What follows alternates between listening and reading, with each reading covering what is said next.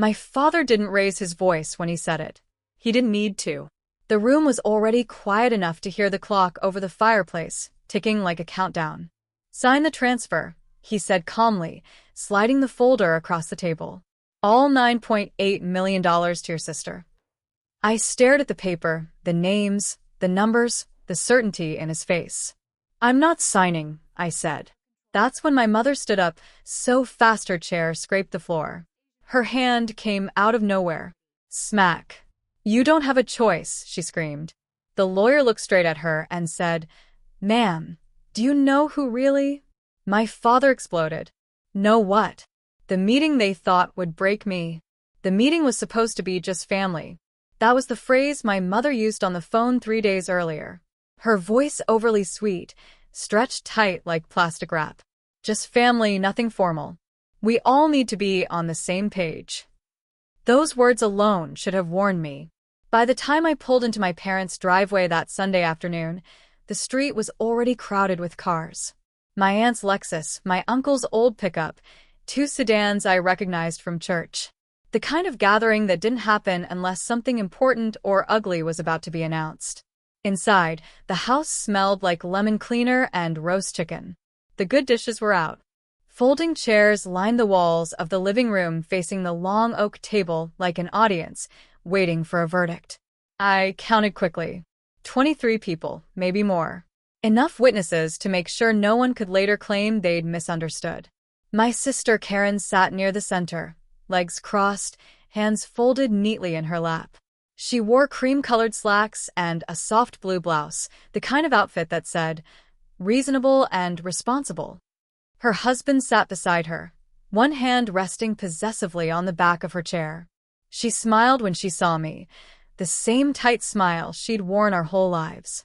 Polite, careful, victorious. I took a seat near the end of the table, close to the wall. Old habit. I'd learned young how to stay out of the center of things. My father stood at the head of the table, straight back, commanding the way he always looked when he believed he was doing the right thing. Beside him was a man I recognized immediately. Mr. Caldwell, the family lawyer. Gray hair, clean suit, leather briefcase resting at his feet like punctuation. That was when I knew this wasn't just family. My mother hovered near the kitchen doorway, arms crossed, eyes already sharp with anticipation. She didn't sit. She paced. She always paced when she thought control might slip. Thank you all for coming, my father began. His voice filled the room without effort. This won't take long. Karen glanced around, nodding as if she were the one hosting. A few relatives murmured approvingly. Someone chuckled. I noticed how easily they all leaned toward her, how natural it looked. My father slid a thick folder across the table toward me. It stopped just short of my hands. We've been reviewing the family assets, he said. After a lot of thought, your mother and I had decided it's best to simplify things. I opened the folder slowly, not because I was confused, but because I already knew what I'd find. Property valuations, investment summaries, trust language. The numbers sat bold and unapologetic on the first page. $9,800,000.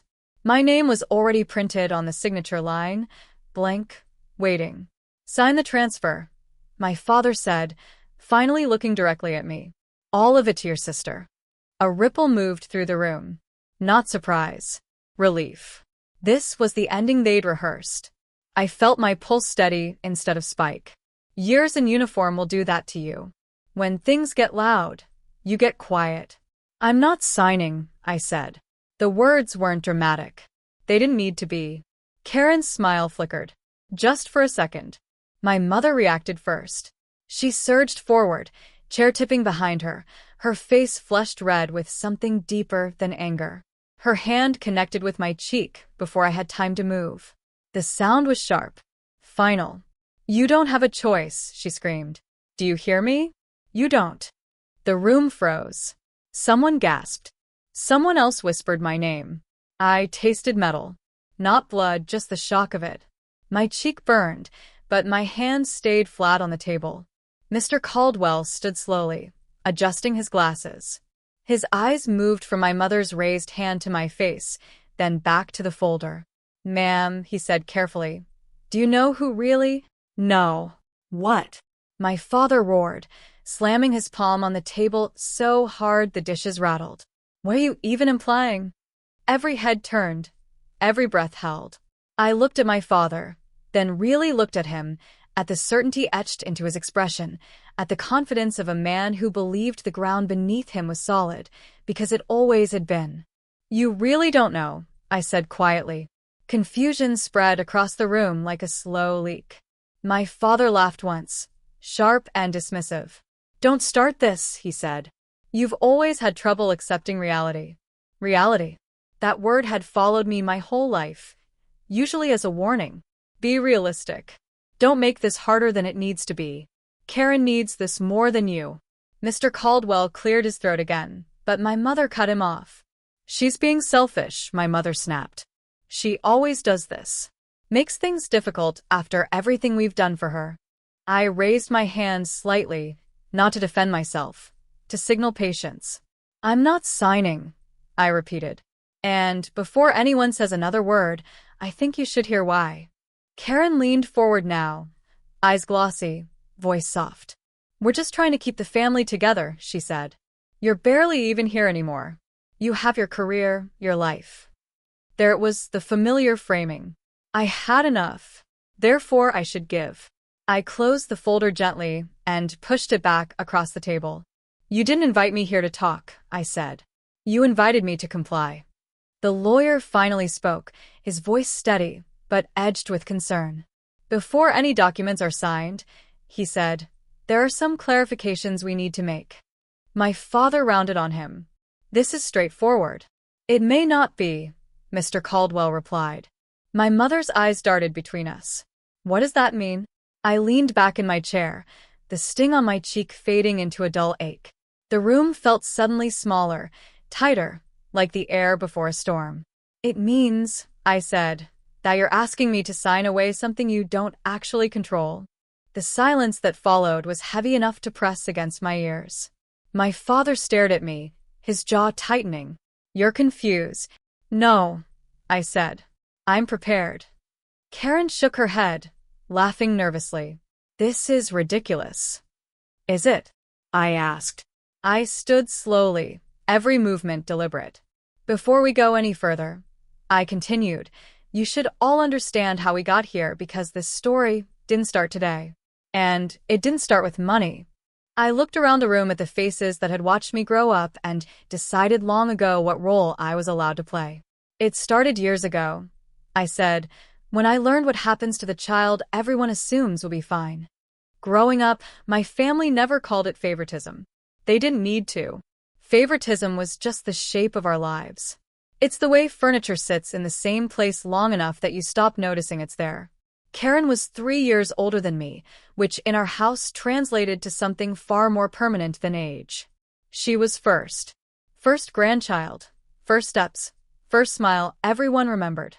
By the time I arrived, the family narrative had already been written, and Karen's name was printed in bold at the top. She was the organized one, the dependable one, the child, my parents said, who had leadership qualities before she'd even learned to tie her shoes. I was the other one. Not unwanted, not unloved, just expected to manage. When Karen cried, my mother rushed. When I cried, I was told I was strong. When Karen struggled, my father intervened. When I struggled, I was reminded that I'd always been independent. You'll be fine, they'd say over and over again, like a blessing, like a dismissal. At family dinners, Karen sat beside my father, updating him on her plans, her classes, her goals. He listened, nodding, offering advice. When I spoke, conversations paused politely and then drifted back to where they'd been. I learned early that attention was a currency I didn't have. In elementary school, Karen's report cards went on the refrigerator. Mine went into a drawer. In middle school, when she joined student council, my parents rearranged their schedules to attend meetings. When I qualified for an academic competition, my mother smiled and said, "That's nice, honey," before reminding me Karen had practice. It wasn't cruelty. That's what makes it hard to explain to people who didn't grow up like that. There were no slammed doors, no screaming matches, just 1,000 small recalibrations where my needs were adjusted downward to make room for hers. Karen needed a new car for college. I took the bus. Karen changed majors twice. My tuition came with a reminder to be grateful. Karen moved back home after graduation to figure things out. When I stayed home too long after high school, my father asked when I planned to do something real. I joined the military at 22. People assume it was a calling, a dream, some patriotic awakening. It wasn't. It was a way out. The day I signed my enlistment papers, my father shook my hand like I'd accepted a job at a factory across town. Good benefits, he said. Structure. Karen hugged me and whispered I could never do that. Like it made her better. Basic training stripped me down to nothing and rebuilt me piece by piece. The yelling didn't bother me. I'd grown up translating tone into survival. What surprised me was how clear everything was. In uniform, effort mattered, precision mattered, documentation mattered.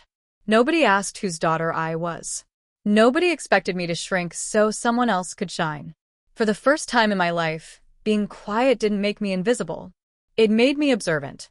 I learned how systems actually worked, how one missing signature could stall an entire operation, how numbers told stories if you paid attention long enough, how rules existed not to control people, but to keep chaos from pretending it was order. When I came home on leave, the contrast was jarring. Karen was helping my parents manage things, their investments, their accounts, their paperwork. My father bragged about her to anyone who'd listen. She's got a head for business, he'd say, just like me. No one asked what I did in the military. When they did, they stopped listening halfway through the answer. You don't need to worry about money, my mother once told me over coffee. Karen's taking care of that side of things. That was the first time I noticed the phrase, that side of things, as if finances were a personality trait, as if responsibility could be assigned by birth order. The one person who never spoke that way was my grandmother, Eleanor, my father's mother. She lived alone in a modest house with creaky floors and a view of the back alley, not the bay. She watched everything and commented on very little. When I visited her, she asked real questions, not polite ones. What are you learning? She'd ask. What do you notice? What doesn't make sense to you? Once, while sorting through old family files at her kitchen table, she slid a stack of documents toward me. Tell me what you see, she said. I did. Numbers that didn't align, dates that skipped, transactions that looked tidy on the surface and wrong underneath. She nodded once slowly. That's what I thought. She never accused, never explained. She just filed the papers away and said, some things are clearer to people who aren't desperate to be admired. I didn't understand then, not fully. But years passed, and patterns have a way of sharpening with distance. Karen's lifestyle grew more expensive than her salary could justify. My parents' stories about their assets changed depending on who was listening. Paperwork was always handled. Questions were always unnecessary. And I stayed what I had always been. The backup plan, the one they assumed would adapt until the day they asked me to give up $9.8 million, like it was an overdue library book. Sitting in that living room, my cheeks still warm from my mother's hand, I realized something with startling clarity. They hadn't invited me because they respected me. They'd invited me because they believed I would fold. And that belief, that quiet girls always comply, was about to cost them everything they thought they controlled. Because while they were busy deciding who deserved what, I had been learning something far more dangerous. I had learned how to read the truth when it was hiding in plain sight. And soon they were going to learn what happens when the child everyone underestimates stops playing the role they assigned her. The first time I realized something was wrong, it didn't arrive like a revelation. There was no dramatic gasp, no moment where the room tilted, and everything made sense. It came quietly, the way truth usually does, through repetition. I was home on a short leave, barely 10 days between assignments, and I'd gone to see my grandmother, Eleanor, because she'd asked, not demanded, asked. That alone made it different. Her kitchen smelled like black coffee and lemon soap. Papers were spread across the table in careful stacks, weighted down with an old glass paperweight shaped like an apple. She didn't look anxious. She looked resolved. I want your eyes on these, she said, tapping the nearest pile. Not your opinion, your eyes.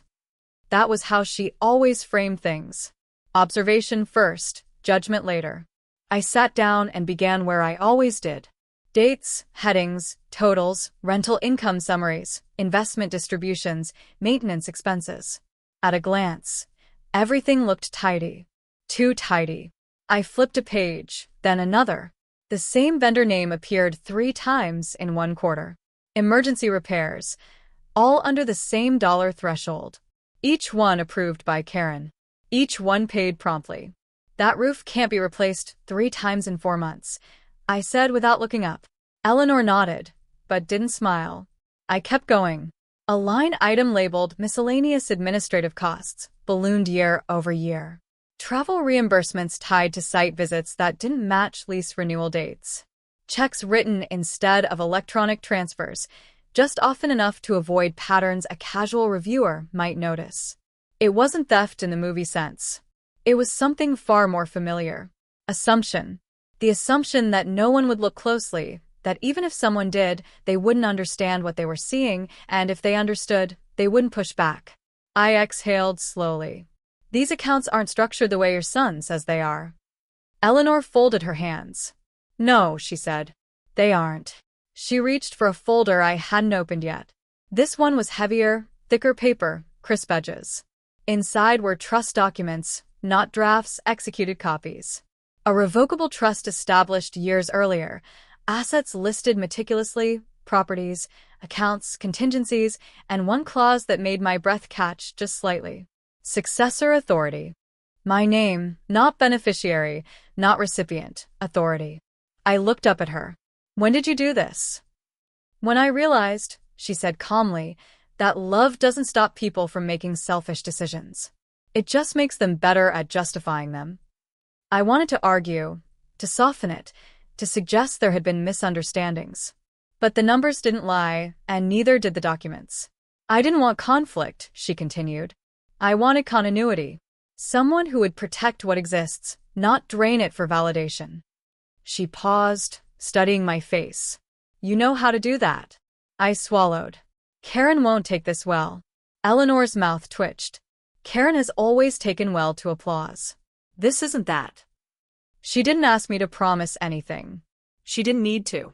Instead, she closed the folder and slid it toward me. Keep copies, she said, and keep quiet. I did both. Over the next year, I paid attention in a way I never had before.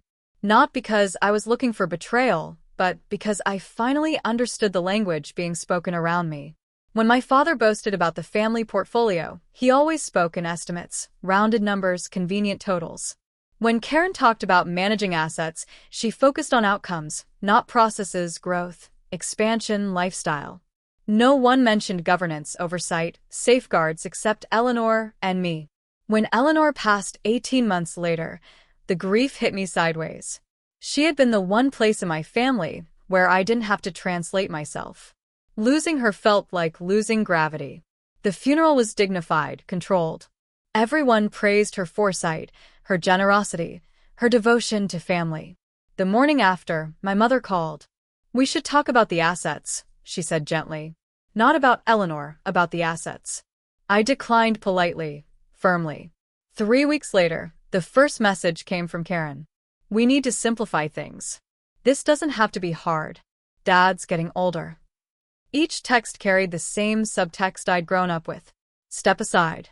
I didn't respond. Instead, I met with an independent attorney, not to challenge anything, to confirm it. He reviewed the trust, the filings, the recorded instruments.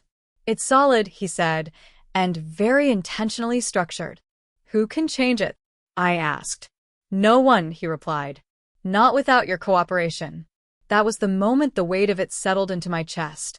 Not triumph, not fear, but responsibility. I wasn't holding money. I was holding a boundary someone else had built and trusted me to enforce. The family meeting invitation arrived 2 weeks later, wrapped in politeness and pressure. We just need clarity for peace, for family. By then, I understood something they didn't. They believed they were negotiating. They didn't realize the negotiation had already ended years ago, with signatures they'd never bothered to read. Sitting in that living room, my mother's anger still vibrating in the air, my father demanding answers he wasn't prepared to hear, I felt strangely calm. Because I finally knew what the numbers were saying, and I knew exactly when to let them speak. The pressure didn't arrive all at once. It never does. It seeps in slowly, disguised as concern, wrapped in language that sounds like care if you don't listen closely. After Eleanor's funeral, my parents suddenly wanted to talk more. Not about grief, about logistics, about responsibility, about how complex things had become. My mother called twice in 1 week, leaving voicemails that all started the same way. "We're just worried about you." Then came the pivot. "Karen has been carrying so much." Then, the conclusion. "You wouldn't want to make this harder than it already is." Karen texted from a new number, as if distance might soften the ask. "Dad's health isn't what it used to be. This is about stability. You don't even live here anymore." I read each message once, then archived them. The invitation to the family meeting came by email. Subject line: Family Discussion Sunday. No details, no agenda, just a time and my parents' address. I almost didn't go. Not because I was afraid, but because part of me already knew how it would unfold. I could hear the arguments before they were spoken, see the expressions on their faces, feel the weight of being outnumbered in a room designed to make dissent feel rude. But avoidance would have confirmed their assumptions. So, I went. The morning of the meeting, I pressed my uniform carefully, even though I knew I wouldn't wear it. Old instincts die hard. Order before confrontation. Preparation before impact. I chose neutral clothes. Nothing that looked defensive. Nothing that looked defiant. When I arrived, my mother hugged me too tightly, her arms stiff. "We're glad you're here," she said, already steering me toward the living room. The house had been rearranged, furniture pushed back, chairs added like a tribunal disguised as a gathering. Karen was already there talking animatedly with my uncle. She glanced up when she saw me and offered a soft, rehearsed smile. "I'm really glad you came," she said. "This doesn't have to be uncomfortable." That was the line she always used right before things became exactly that. My father waited until everyone had settled before speaking. He didn't ask how I was. He didn't ask if I'd driven far. He went straight to the point. "We need clarity," he said, folding his hands on the table. "We can't keep operating in uncertainty." Karen nodded. "It's not fair to anyone." I noticed how quickly she said that. Anyone, not everyone. Mr. Caldwell cleared his throat, opening his briefcase. "We've prepared a straightforward transfer," he said. "It's meant to consolidate assets under one managing party. And that party is Karen," my mother added, sharp and immediate, "because she's here. She's invested. She's been doing the work." I waited. My father slid the folder toward me, the same one he'd later push across the table again, expecting compliance. "Sign this," he said, "and we can all move forward." I looked at the paper, then at him. "No," I said. The room reacted like I'd spoken another language. My mother stood abruptly. "Excuse me." "I'm not signing," I repeated. "Not today. Not ever." Karen sighed, shaking her head. "Why are you doing this?" "That's my question," I replied. My father leaned forward. "This isn't about you," he said. "You're being emotional." I almost laughed. Emotion was the one thing I wasn't bringing into the room. "This is about the family," my mother insisted. "And sometimes that means making sacrifices."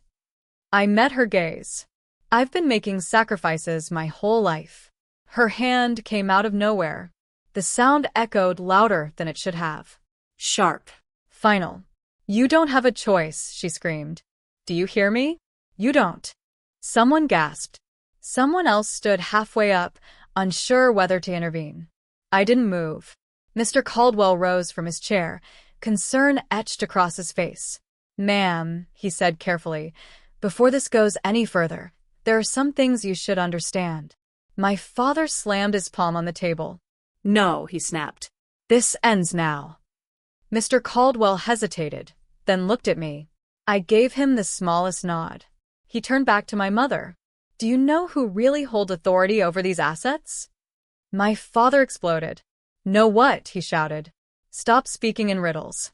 The room went silent. I felt the familiar pull to soften things, to explain, to make it easier for everyone else. The reflex of the child who kept the peace.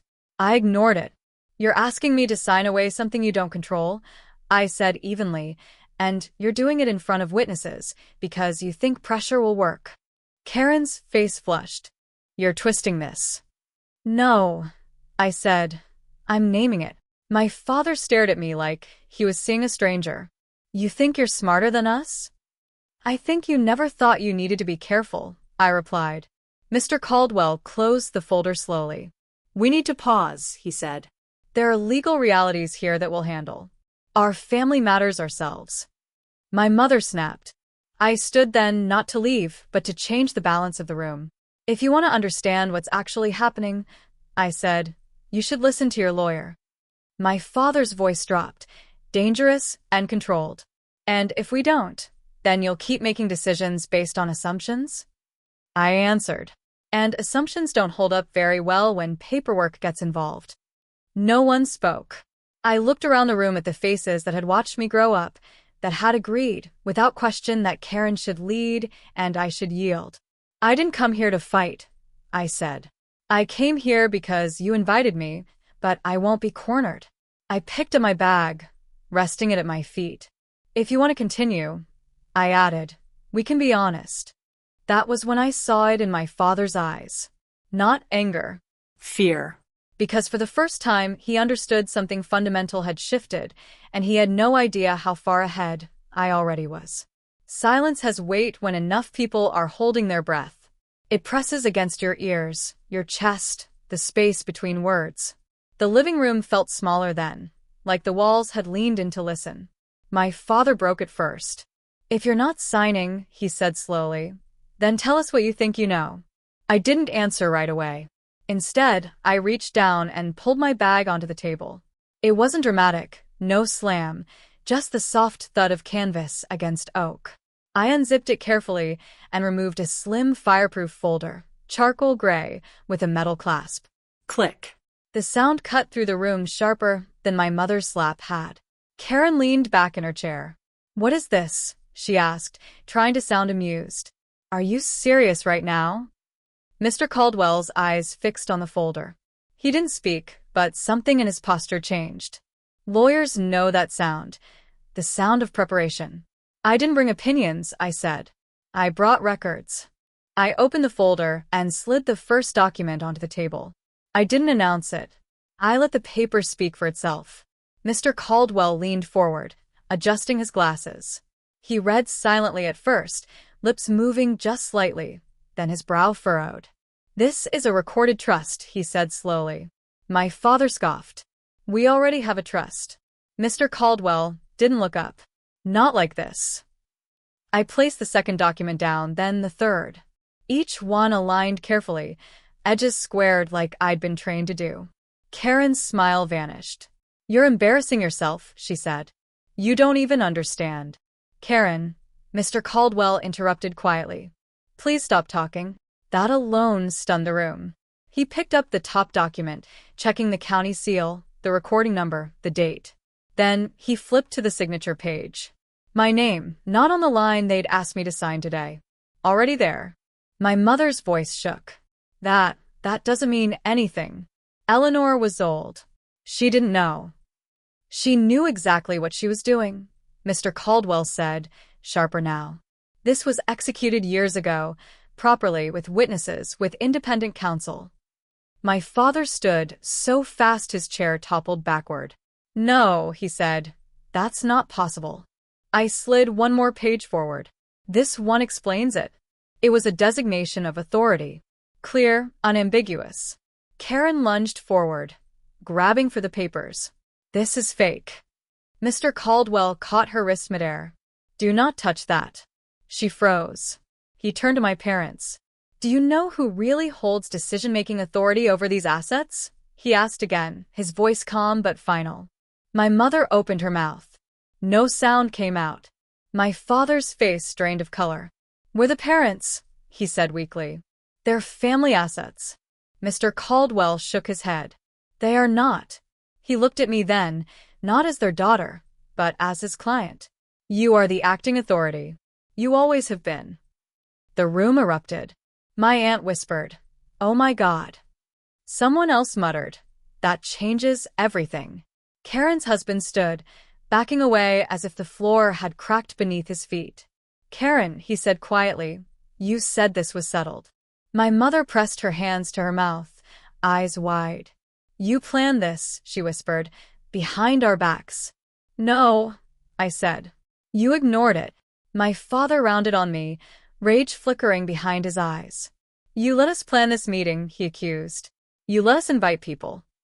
"Yes," I said evenly, "because I was told I didn't have a choice." Karen's voice broke. "You did this to hurt me." I finally looked at her fully. "No," I said. "I did this to stop you." The truth settled slowly, unevenly, not like a bomb, like a fog lifting. Mr. Caldwell gathered the documents into a neat stack. "There is nothing to transfer," he announced to the room. "The assets are already placed. There is no legal mechanism for what you're asking." My father sank back into his chair, hands shaking. "All this time," he whispered. "All this time we thought." "You assumed," I said softly. Karen shook her head, tears streaking down her face now. "This isn't fair." I met her gaze. Neither was being told my whole life that I didn't matter. My mother looked at me, then really looked, not as a problem, not as an obstacle, as something she didn't recognize. "We raised you," she said. "You owe us." I closed the folder and clasped it shut. Click. "I don't owe you my silence," I replied. No one argued after that. There was nothing left to argue about. The truth had taken the floor, and it wasn't yielding. I picked up my bag, slowly. "This meeting is over," I said, "and so is the assumption that I will always step aside." As I turned toward the door, I felt something unexpected. Not triumph, not relief, but a quiet certainty. For the first time in my life, the paper had spoken louder than anyone in that room, and everyone had heard it. Consequences rarely arrive with drama. They don't slam doors or shout accusations. They move quietly, methodically, like paperwork processed in the background while people are still arguing about feelings. I left my parents' house before anyone thought to stop me. The sun was already lowering, casting long shadows across the driveway. I paused for just a moment beside my car, listening to the muffled sound of voices inside, confused, overlapping, stripped of the certainty they'd walked in with. Then I got in, closed the door, and drove away. I didn't feel victorious. I felt tired. That night, I slept deeply for the first time in weeks. No replaying conversations, no rehearsing defenses, just the steady quiet that comes when a decision is no longer theoretical. The fallout began the next morning. Mr. Caldwell called first. His tone was professional but different now. Careful, respectful. "There will be adjustments," he said. "Some things your parents believed were in motion simply aren't." I thanked him and ended the call. By noon, Karen had called 6 times. I didn't answer. By evening, the family group chat exploded. "How could you do this to us? Mom hasn't stopped crying. You embarrassed Dad in front of everyone. This isn't what Grandma would have wanted." I read every message once, then muted the thread. Instead, I opened my laptop and did what I'd been trained to do. I reviewed. I verified. I documented. Within 48 hours, I'd engaged an independent management firm to oversee the assets. Not friends, not family. Professionals with no emotional investment and a paper trail for everything they touched. Tenants were notified. Maintenance schedules were standardized. Financial accounts were locked down with dual authentication and oversight protocols that made quiet skimming impossible. No speeches, no press releases, just structure. Karen's lifestyle began unraveling almost immediately. Credit cards flagged, accounts frozen pending review, a temporary hold placed on discretionary spending she'd come to rely on. Her husband moved out within a week, citing misrepresentation with the flat tone of someone who discovered the foundation of his life was built on borrowed confidence. My parents sold the lake house quietly. Then the second car, Then my mother's jewelry collection, piece by piece at an estate broker she'd once looked down on. They moved into a smaller place near the highway. Not poor, not ruined, just reduced. I heard all of this secondhand. I didn't call. I didn't gloat. I didn't explain. Because consequences don't need narration. 2 weeks after the meeting, an envelope arrived at my apartment. My mother's handwriting, careful, controlled. Inside was a single page. We need to talk. No apology, no accusation, just the first honest sentence she'd offered in years. I didn't respond. Not yet. Instead, I kept building the life I'd paused to survive the confrontation. Morning runs, work deadlines, grocery lists, normal things. The kind of normal no one had ever expected me to prioritize. When Karen finally cornered me outside my building, she looked smaller, thinner, less certain. "You ruined everything," she said, voice hoarse. I met her eyes. "No," I replied. "You just never planned for accountability." She laughed bitterly. "You always think you're better than us." I shook my head. "I think I'm done being quieter, so you can be louder." She walked away without another word. The silence that followed wasn't empty. It was full of boundaries. A month passed, then another. Life stabilized. The assets were no longer symbols. They were responsibilities, ones I carried with intention and distance. And then one evening my father called. Not my mother, not a group text, just him. "I'd like to meet," he said, his voice unfamiliar. Lower, less certain. "If you're willing." I considered it longer than I expected. Then I said yes. Not because I owed him closure, but because I was curious what a man sounds like when his authority finally stops working. We met at a diner my father used to take us to when we were kids. Vinyl booths, a counter worn smooth by decades of elbows, coffee that tasted burnt no matter how much cream you added. It was the kind of place where time didn't move forward so much as it settled. He was already there when I arrived, sitting with his hands folded around a mug he hadn't touched. For a moment, I almost didn't recognize him. Not because he looked older, though he did, but because something essential was missing, the certainty, the assumption that the world would arrange itself around his decisions. He stood when he saw me, hesitated, then sat back down. "Thank you for coming," he said. I slid into the booth across from him and nodded. "You said you wanted to talk." The waitress appeared, poured coffee without asking, and disappeared again. We sat in the silence she left behind. "I was wrong," my father said. No preamble, no qualifiers, just 3 words spoken like they'd been sitting on his tongue for weeks. I didn't respond right away. I waited. In my experience, people often rush to fill the quiet when they're uncomfortable. I wanted to hear what he'd say when no one rescued him from it. "I thought," he continued slowly, "that keeping the family together meant deciding what was best for everyone. I thought authority was the same thing as responsibility." He looked down at his hands. "I see now that it isn't." Something loosened in my chest. Not forgiveness exactly, but relief. The kind that comes when a truth finally gets spoken aloud. "You didn't ask," I said. "You decided." He nodded. "I did." Another pause, this one heavier. "I should have protected you," he said quietly. "Instead, I treated your silence like consent." That landed harder than I expected. Not because it was dramatic, but because it was accurate. "I learned to be quiet because it kept the peace," I said. "Not because I agreed." "I know," he replied. "I see that now." We talked for nearly an hour. Not about money, not about documents, about childhood, about expectations that calcify into roles, about how easy it is to reward the child who reflects your own image and overlook the one who challenges it simply by being different. He didn't ask for the assets back. He didn't ask me to soften anything. He didn't ask me to fix what had broken. That mattered. When we stood to leave, he placed a tentative hand on my shoulder. "I'm proud of you," he said. I should have said that a long time ago. I nodded once. "Thank you." Outside, the air was cool and clean. Traffic moved steadily down the road, indifferent to family reckonings and long overdue admissions. Life didn't magically resolve after that. My mother took longer. Karen longer.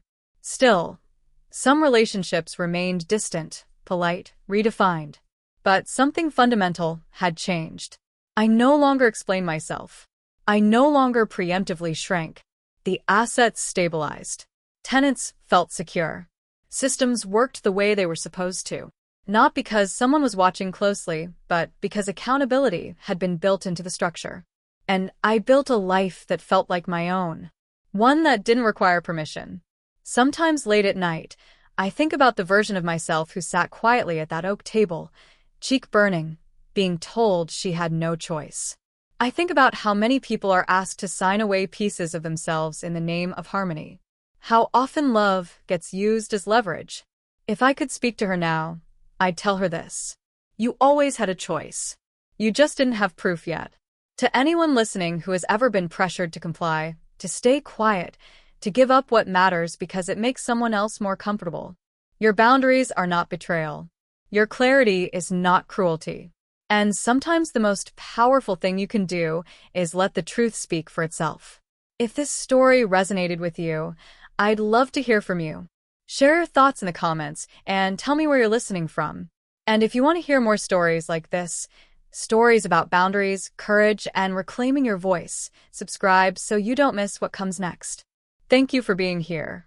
Thank you for listening.